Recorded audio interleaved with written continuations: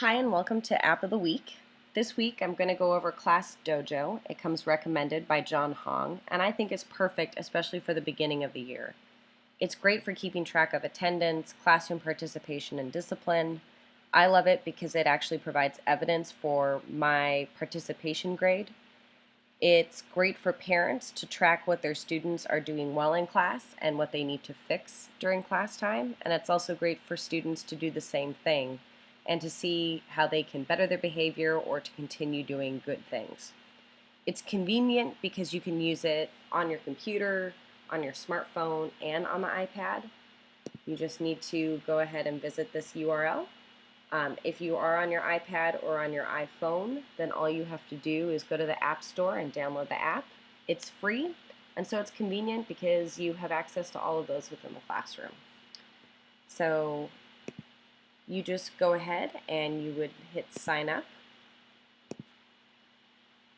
You punch in all your information and hit get started.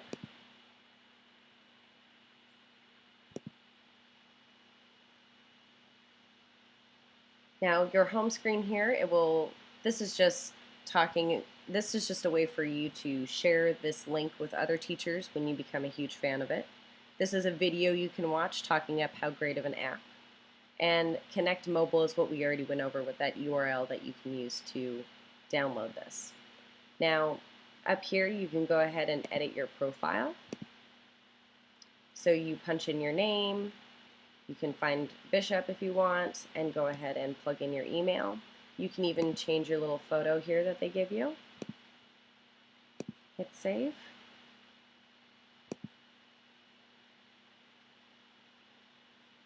Now, it allows you, if you either create a class or add a new class, it's the same thing. I'm going to go ahead and go with this one that I already have set up as a demo. So I can change the basic information. I can say it's 11th grade. I can say that it's speech and debate. I can change this image up here. Any of those. Now, maybe instead of calling it speech and debate, I want to call it period 1. And it's completely fine. Just hit save and close, and it will pop up like that.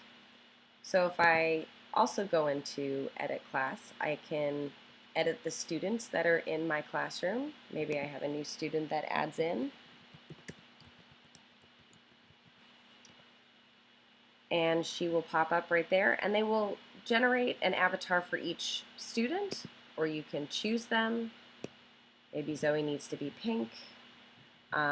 Also, they come preset with critters, so all you have to do is just drag and drop them.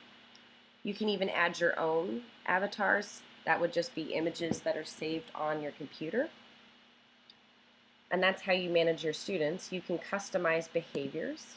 And so it already comes preloaded, being on task, participating, working hard, creative. You can add your own. You can pick the images. And you can also title what you want each thing to be. If we go into negative behavior, we have some that are already pre-done. Maybe we want to add our own. You could say that they're late. It's that easy. And you save and close. Now, it will prompt you if you want to connect your students to their accounts. So what you can do is download student information codes. And what that does is it already sets it up, so you just have to hit print, and you can hand them out to your class. So it gives the student name and what their student code would be. So they would take this code and they would log in, and they're able to edit their own account and track their own behavior in class, and it also allows them to edit their own avatar. So we're going to hit not right now. And so if we go into start class, we are allowed, or we're able to see the whole classroom. Now, maybe we just want this on our computer or our iPad within our hands, or we can project this up. You can have it up on your smartboard. You can have it, if you have the right adapter piece, you can have it projected up from your iPad. Maybe you want to project it up from your computer so that the students can actually see their behavior and what they're doing well and what they're not doing well. Again, if we're just keeping this personal, you can go ahead and give people points. Hugh Jackman, he's being on task. So it will go ahead and give him a positive ding. And so what that does is it will change his behavior. Now you have the combined good and bad behaviors on, but we can also change that. So we go into settings. Maybe we want these avatars to be smaller or larger. We can have combined total or separate totals. And so we can have the positive and the negative behavior show. Maybe we only want to show positive behavior, maybe only negative. Maybe we don't want any sounds. We can sort by last name. They give several things that we can do to edit our class. So we can give different points for different things. Maybe Johnny Depp, he starts acting up because you know what? He forgot his book. Okay, and so that sound will play. Now we can even use this for attendance. Maybe Cameron Diaz is absent one day, or maybe she showed up late and had a pass. We can also start a timer, which is very helpful, I've found, if I'm going to give a quiz. So maybe I want to set a timer for 5 minutes, and they're taking the quiz. And so this shows them not only how much time they have if I project this up in front of the class, but also maybe I start having a student that is, let's see, talking out of turn during the quiz. So I can do that and track their progress while they're taking the quiz. We're going to go ahead and pause that. Also, what it will do is will randomly give you a student. So maybe you don't want to put in information for all the students every day. You just want to track the progress of one random student. You're able to do that. Megan, today, she was on task.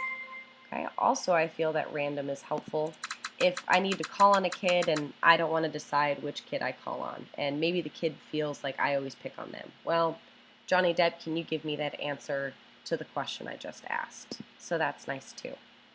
We can award multiple students, so maybe I have them working in a group and I want to give all of them an award. They did really great. They were very creative on their project that they just did. And I can also reset all this information and start over. I'm going to go ahead and, or I can undo what I just did. I can take those points away just like that. So I'm going to go ahead and end my class. And what's nice is that it shows me the overall class information. It shows me a breakdown of what happened for each student, where my points were allocated. It also shows me a graph of, you know what, I have too many people in period 1 that are talking out of turn, and maybe I need to give them a lecture of listening more. It also, if I want to pick an individual student, maybe I want to see what Hugh Jackman's been doing. You know what, he's forgotten his book, he's talking out of turn, but he's been really on task, so maybe I need to talk to him about that. Also, I can hit Trend Spotter, and that will show me how his progress is versus the entire class. And so that's nice too to see, to track their progress. I can go ahead and print this all out and keep it. I tend to like it, keep it on my computer. Now if we go up here to parent accounts, we're able to invite parents of Cameron Diaz to view this. So we would just have to type in their email address there and give them codes. We can also print out codes for the parents. I know that we have, maybe we have a parent meeting and you want to have that code already printed out for the parents so that they can go home and monitor their child's progress. We have student logins, and so what they're able to do is they're able to log in. This is what we covered at the beginning of this tutorial. And what they do is they can log in and they can pick their own avatar. They can change the color, the faces, and have fun with it. So it allows them to kind of get involved with who they're going to be in that class. Now, what's nice too is that it doesn't allow them to have this avatar show up on my computer or my device until they've inserted a parent's email address. So it's nice because it does force them to make their family involved in their behavior. So that is pretty much how Class Dojo works. It is Again, a free app that helps us track our students' behavior and helps keep the student on task. So thank you for checking out the App of the Week.